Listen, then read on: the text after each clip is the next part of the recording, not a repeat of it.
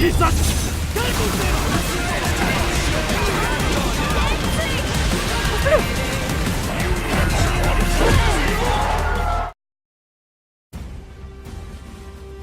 woofing you woofers, Warhammer 40k and Dawn of War fans alike? Today I'm gonna do a special video which is about a game I've been playing a while lately, especially coming from Dawn of War Free. Still playing that. Dawn of War Free, very good game.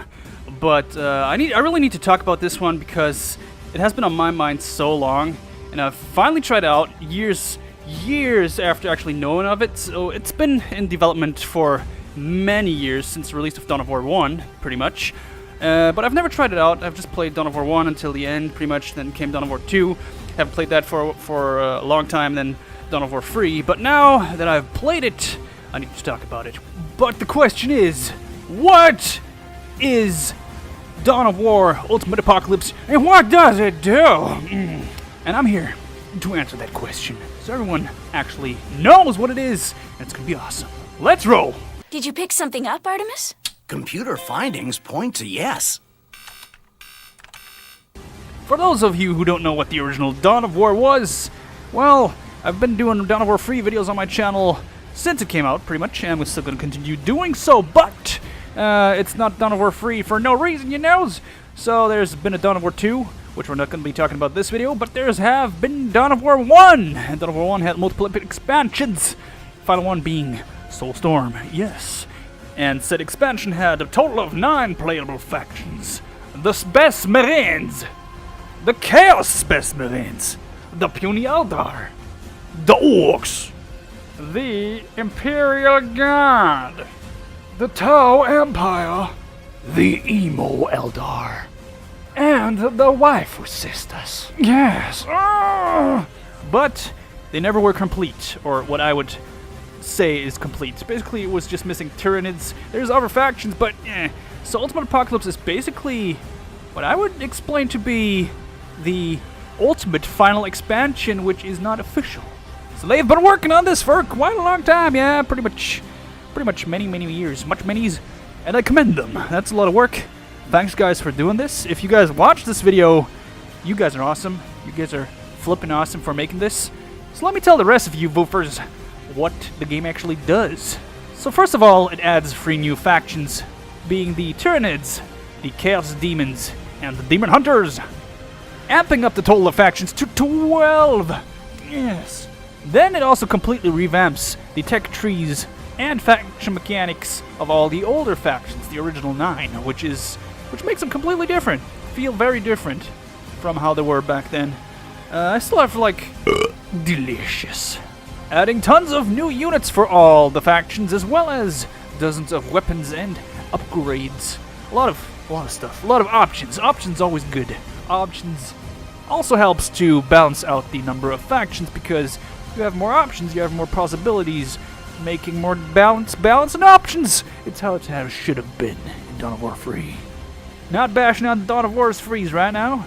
Dawn of War Free's great, but this is awesome.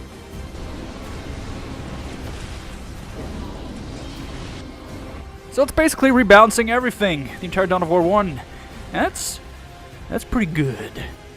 Also adding a more intelligent, brand new AI, which has multiple difficulties, easy, medium, hard, harder, and insane. But insane is, well, it's insane! And I'm currently, like, fighting the harder AI. I've been playing a lot, and it's a lot of fun. The AI is they're trying to make it human-like, I feel. It acts more like a human. It tries to, like, retreat. It also tries to counterplay or counter-build an army against your army. Also, if it notices that your army is stronger, it tries to, like, defend, get a larger army before it actually attacks. Stuff like that. If it notices that you're not doing anything, it will rush you to death. And that makes it actually very interesting. You don't even need players. Really? Of course, there's nothing better than playing a human who actually knows how to play the game. But it's still worth its time. Dang, yeah. It also adds a brand new tier system, which basically adds brand new and a lot of tiers to the game. So you have the starting tiers, tier 1, tier 2, tier 3, and etc. and going on. But we also have tier 4, there's a Titan tier, there's even a nuclear warfare tier, which kind of gives you the win condition, the win button, which just allows you to blow up the entire planet if you want to, which is insane again. It's like the FLOOF goes やれやれだぜ。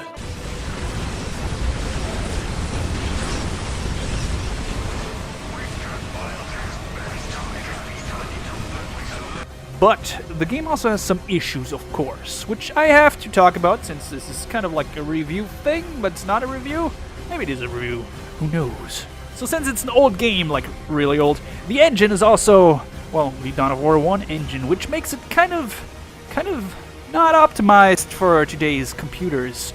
So as soon as like a lot of stuff goes on, especially for fighting AI on bigger maps with a lot of AIs, it's as long as you do one-on-one, it's fine. But if you play like with multiple AI on different teams, there is a lot of frame rate drops and other issues that usually should not happen. But it's like I said, not optimized for bigger systems. The original Dawn of War 1 also had a maximum usage of 2 gigabytes of RAM, which is increased to 4 by this mod, or not by this mod, but an extra tool you need to download, etc. pp to get this mod to work. But even that doesn't help in the long run.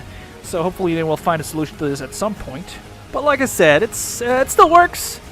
And there is a function in game that if you play versus multiple AI, you can basically reduce the cap limits of the AI to balance it out a little more and give you more performance, which is a good option, but it doesn't help if you really want to have a big war.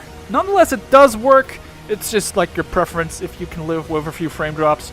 And yeah, it does get annoying, but it works. It works. Also, since the mod, since it's a compilation of mods, also adds new factions as well as a lot of new units that have never been in the game, those units have been created from scratch from the creators, which really, you guys are awesome. But they also include they have imported some models from Dawn of War 2, which is odd, including all of their animations, which is just awesome. That it works, right? But that also means that you have like the regular Dawn of War models, which have already been different from texture quality and everything, depending on the generation. Like the newest generation, the Necron, or even the Sisters of Battle, Dark Eldar, have like better textures and everything than the old factions, which it is noticeable. But there's also like those homemade, from scratch created models, which kind of look crappy sometimes, especially some of the demons. And there's also the Dawn of War 2 models, which just look out of place because they're being so detailed. It's like what? So yeah, there's graphical inconsistency here, but I guess it's fine. You play zoomed out a lot most of the time anyway, not noticing those. Also, you can zoom out now. I mean, a lot. You can zoom. Oh dang. But the main question is it fun? My answer is yes, definitely. It's actually pretty awesome. So why am I making this video? Well, first of all, it's for showing off the gameplay and showing off the game that it exists, so you woofers actually know that it exists. Also, it's kind of like an advertisement to get some people to play it with me, possibly. So if you guys want to play it with me, if you're interested, then let me know.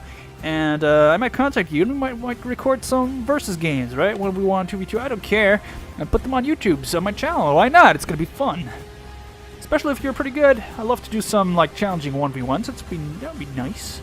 Other than that, I will definitely make some videos on my channel, which will be 1v1s probably versus the harder AI. Not the insane one, because that's insane! But the harder one, and it's like I said, it's kind of like a smartened AI. It's pretty good. Also, if you guys are interested, I might do it anyway, but please let me know in the comment section if you're interested in how to install it. I might do a how to install Ultimate Apocalypse video, so that's going to be out there maybe. But Ultimate Apocalypse will probably be getting a little more content in a shorter period of time, at least in the beginning. Well then, you woofers, let me know what you're thinking in the comment section below. And subscribe to become a member of the Woof Pack if you haven't already. Also, don't forget to feed the floof! Feed the floof. You can feed the floof by hitting the like button, make it a FAT-ASS-FLOOF. Floof his likes becomes fat and runs blood one day. Yes.